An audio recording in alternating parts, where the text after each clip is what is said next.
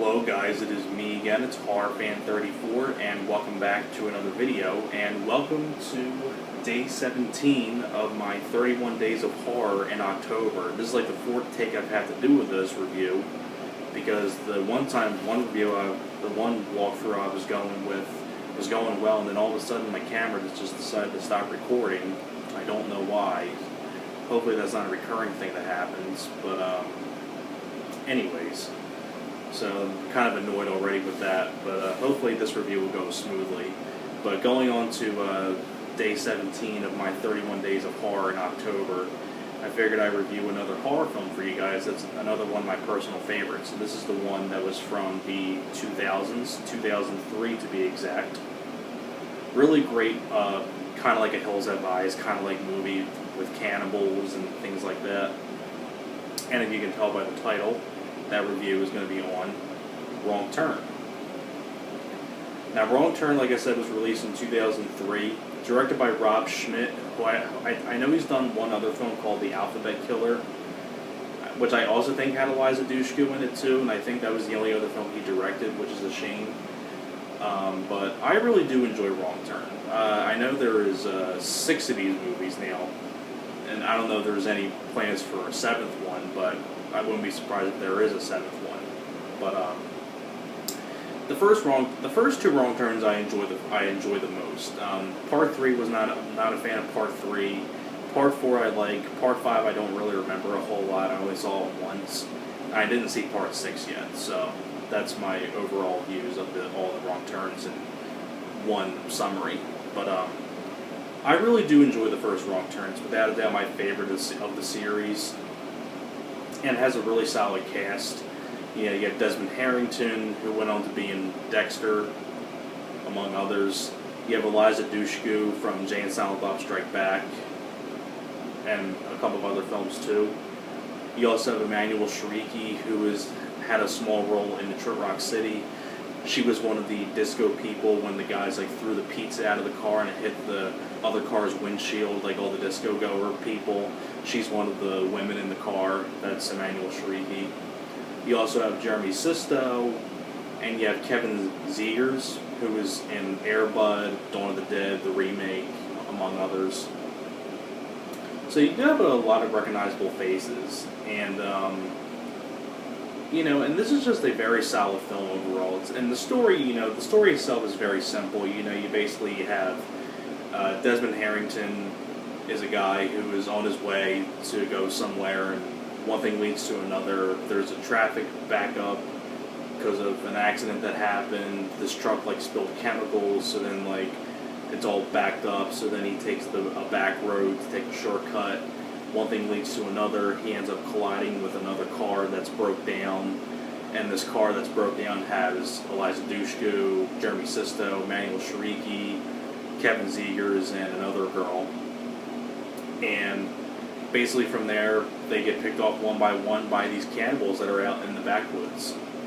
I don't remember where, I don't remember exactly sure where this was filmed. Oh, West Virginia. It takes place in West Virginia.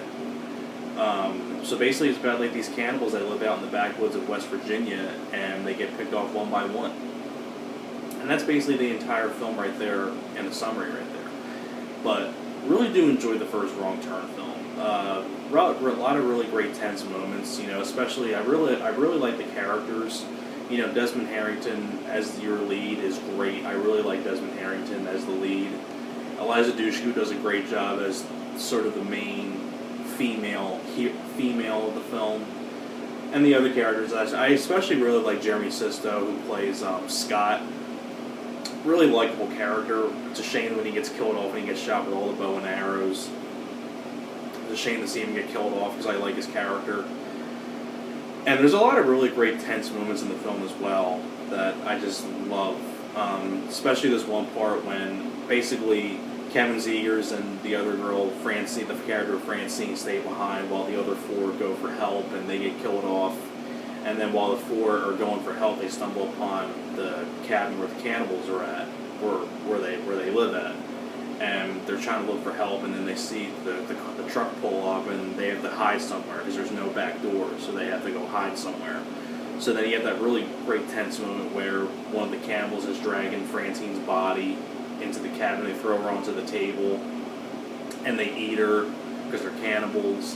And then they decide they're going to take a nap, so then they're sleeping, and then that's like a good time for them to get out of there. So Desmond Harrington has to like hold the door so that way it doesn't squeak and make any noise, because it's like one of those screen doors that creaks. So everybody's out and everything's going great, and then he's the last one out, and then he looks back and he sees one of the cannibals' eyes open, and the cannibal's just staring right at him. Great moment. And then they run for their life. And you also have another great moment too with the main three people that are left, where they have to escape because they're in this radio, this like tower area, and they call for help. And the cannibals see that they're up there, and they set a fire down to try to burn them out. So then they have to escape into the treetops, and they're trying to escape the cannibals because they're shooting bow and arrows at them from the trees and things like that. You know, there's a lot of really great tense moments in this film, especially, you know, the opening with those two mountain climbers that get killed off and things like that. I just think everything about this film I really do enjoy. I'm not going to say everything about this film because I think I don't think many people even know about this film nowadays, because I feel like it's kind of forgotten about a little bit. But I really do enjoy this film. It's got a very solid cast, very solid acting. I love the whole setting in the backwoods. It's got some good gore. It's got good makeup effects by Stan Winston. May he rest in peace. I miss Stan Winston. You know, Pumpkinhead, among others. I really do miss Stan Winston. And on top of that, too, I just really enjoyed this film overall. Great cast. I like the setting. Good gore. Great likable characters. Great intense moments in the film as well. And I just think it's one of those films that you just have to go see. If you like Hills Have Eyes, kind of like premises, and you like cannibal films, and you want to see kind of like a mishmash of both of them together, I'd say this is definitely one that you have to check out. Really do enjoy this film. So that is pretty much it for my review for Wrong Turn, and thanks a lot for watching, and I will see you guys next time. Alright guys, take care.